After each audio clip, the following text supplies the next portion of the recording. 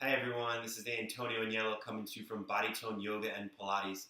What we're going to do today is pick up from the ab 5 sequence. So we're going to start with spine stretch and then finish all the way to shoulder bridge. Those are 10 exercises. We're going to go through them one at a time. Some of them I'm going to be using the ring. Some of them I'll use maybe the wall or another prop just to make sure we have proper alignment and that the mechanics of the exercises are being clearly communicated. So for spine stretch forward, we're going to use a ring, and if you don't have a ring, we're going to use the wall.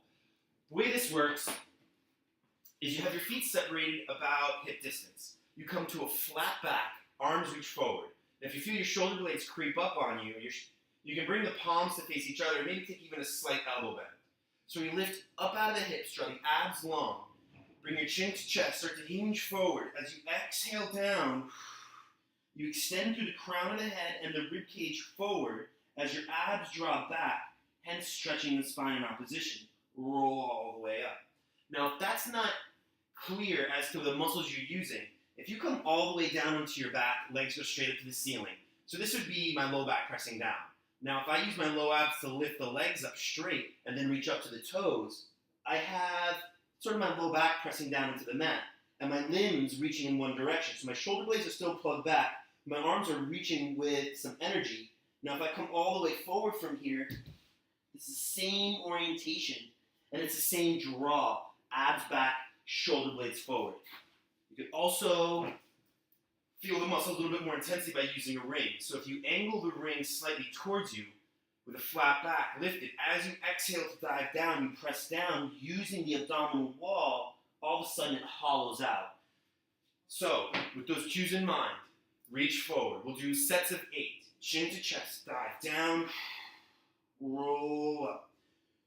Inhaling to stack the spine. Exhale. Inhale. Legs super engaged. Heels even coming up off the ground. Exhale. 4, 3, 2, last one. All the way up. Next is open leg rocker. Bring your feet flat, knees bent.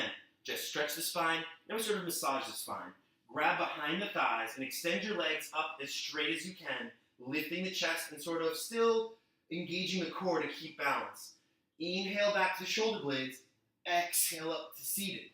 So the faster you go, the more challenging it is, and the further you can reach up towards the ankles, the more challenging it is. So it's really tempting when your legs are overhead to grab up by the ankles, but you might not be able to make the connection with straight legs. So you might kind of bounce, teeter, or bend. We'll take 4 more. 3, 2, last one. And this comes straight into corkscrew. Arms by your side, legs long, toes turned out. Circle around to the right and up, and to the left around and up. So you find these long circles. You use the arms and the upper body to keep perfectly still as you use as much force as you can to go side to side. We have 5 more each way. So extend those legs long. If this is challenging, keep the circles smaller and tighter. Make sure you don't lose the connection and you're isolating the low abs. Or maybe you go bigger. Maybe your tailbone comes up. Maybe you hip raise in between each one. Around and up. Last one. And around and up. Knees into your chest. Rock yourself up to seated. So I'm going to face you for saw. Legs are about mat distance. You come up to a flat back. Reach your arms out. Now the problem with this, or what you see as far as misalignments go, is when you, let's say, twist to one side, very often that opposite foot points. You don't get much of a rotation. And you kind of lose this connection here. So you really want to plug in that opposite hip, reach, even use maybe the outside of the hand to the outside of the foot as leverage to twist. Then you pulse past that foot. 3, 2, 1. Come up through center. Twist. Exhale down. 3, 2, 1. Lift up. Twist. 3, 2, 1. And up. And twist. 2, 1. Lift. Twist. 3, 2, 1. Lift, twist. Nice. 3, 2, 1. Keep breathing. Try to exhale as you pulse past. 2, 1. Last 2, 2, 1. Through center. 3, 2, 1. Last time. 2, 1, and up. And 3, 2, 1. Come all the way up. So I'll square myself back off to the mat. Settle all the way down. And we're going to come onto our stomach for swan, and then one leg kick and double leg kick. Swan. Legs extend long. Arms reach out. Try to turn the palms up. So this rotation of turning the palms up, if I'm sitting here kind of neutral, and I turn the palms to lift, my shoulder girdle is sort of stretching open, and you find this lift in the chest. So that lift can also help you lift the upper body, because we're not going to be lifting with the neck. We're lifting with the upper body, the chest and the back. So we lift up and twist. Breathe up, lower down. Lift abs long, lower down.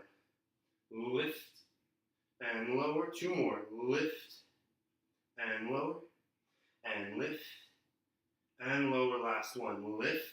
Legs come up. Fellas might want to tuck yourselves forward. Otherwise, abs long. You try to get a bit of a rock. 3, 2, 1. Lower all the way down. Now, for single leg kick and double leg kick, the ring can be a very interesting tool and very helpful.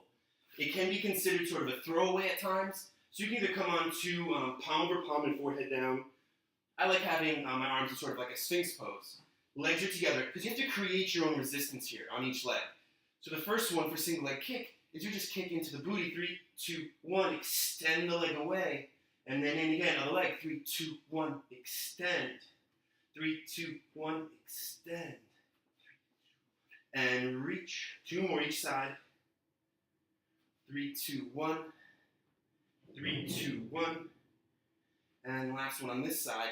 Continue for 4 more if you don't have a ring. If you have a ring, place it between your heel and the bottom of your butt. And point the toe to create a lip in the heel to sort of not slip out, and just pulse in for 10, 9, 8, 7, 6, 5, 4, 3, 2, 1. Switch sides.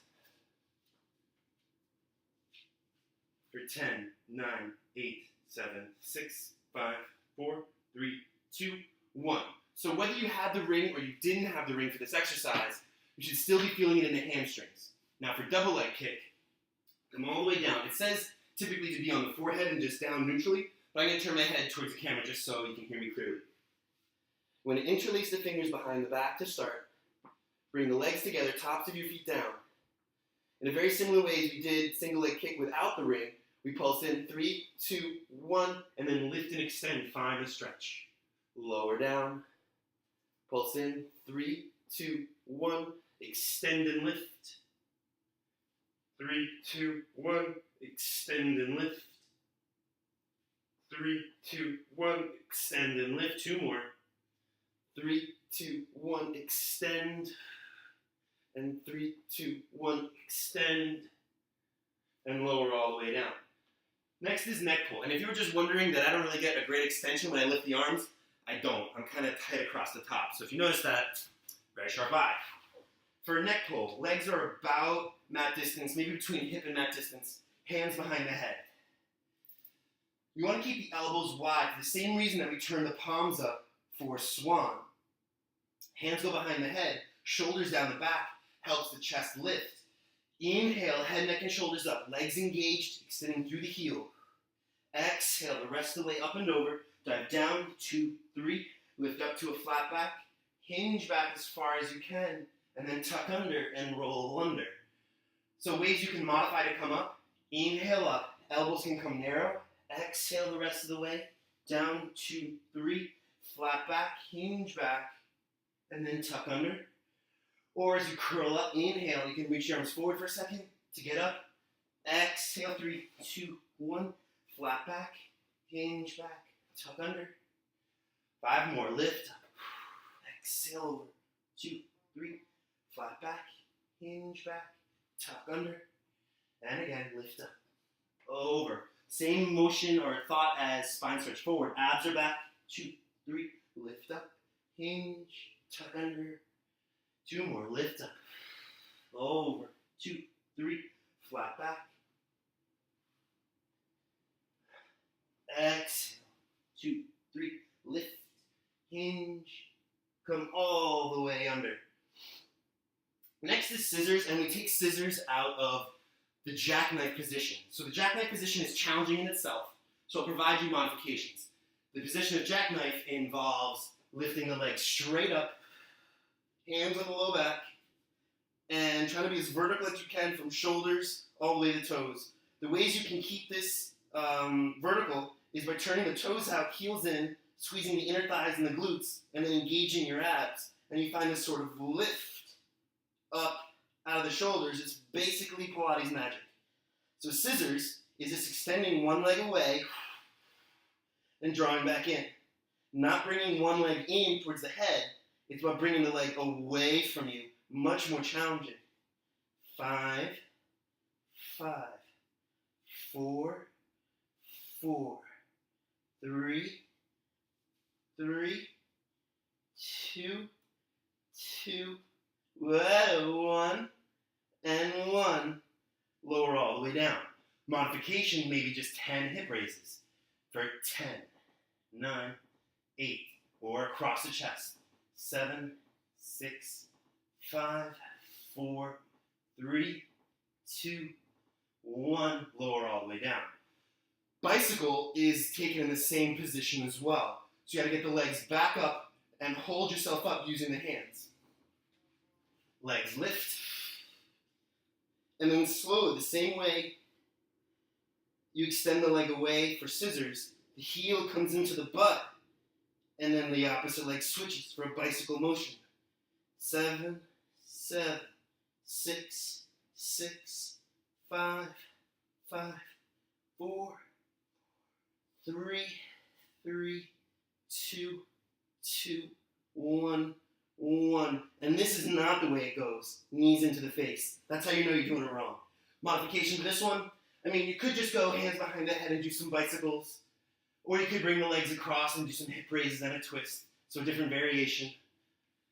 So 8, 8, 7, 7, 6, 6, 5, 5, 4, 4, 3, 3, 2, 2, 1, 1. Lower all the way down. So for the last version, our last exercise rather, we have shoulder bridge. For shoulder bridge, I usually go with this cue of your heels being just in front of the knees.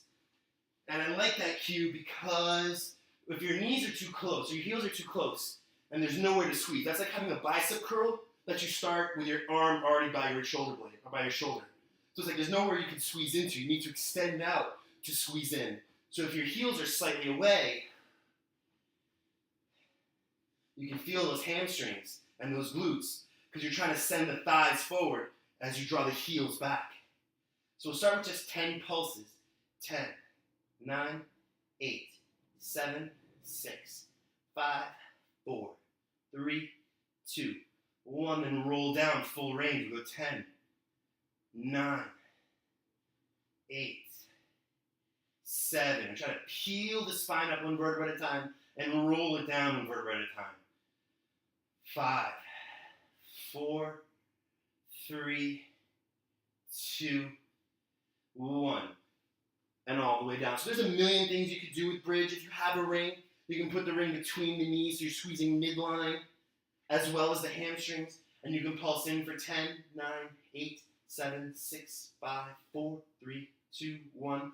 And then pulse up for 10, 9, 8, 7, 6, 5, 4, 3, 2, 1. And then go full range for 10, 9. Keep the squeeze on in the ring. 8, 7, 6, 5, 4, 3, 2, 1. Roll all the way down.